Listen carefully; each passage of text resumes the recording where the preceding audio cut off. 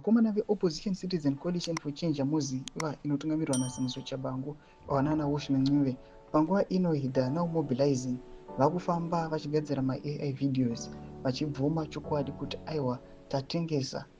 tatengesa macitizens emunyika yeZimbabwe tikalava kuti mavotes evanhu angoenda kuthe ruling party ZANU-PF nekuamenda the constitution. Sana pina mashoko anobuda ndikopana upload wa subscribe or like or turn on the bell icon. Pa social media tona mavideos amuri kuona ani mapictures amuri kuona ayo akanzi ZANU 2033 pana pamuri kuona akanzi tatengesa si amuri kuona es ayo vakomana vagadzira maAI videos vakaisa music manzi inoratidza kuti vakomana vatengesa the wish kana kuti the will yemacitizens eZimbabwe vachiti tatengesa 40,000 mavotes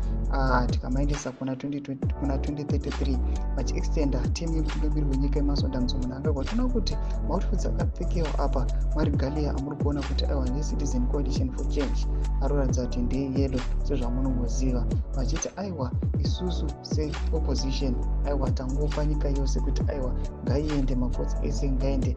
kune mutungamiri wenyika yemasonda muzomunanga zvatiri kuona panguva ino ndizvo zvatikuona macitizens haasi kuzvifarira ndoda kuti vanhu vari kuoposa macitizens vanhu vashoma chaivo mukaona kuti vanhu variko kudana Washman Ncube vanhu vashoma but vari kuzviona izif ndo opposition nyika yose panapa tikuona kuti vari kuiya vachiundermina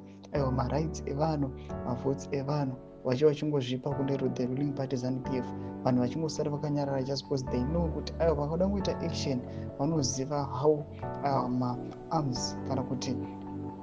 malaw enforcers vanouya vachivathwauta sei mumastreets. Tudze mafungiro enyu muri kudipa pamusoro pechitiko ichi pinda kume section medu timafungiro enyu musana subscribe or like turn on the bell icon.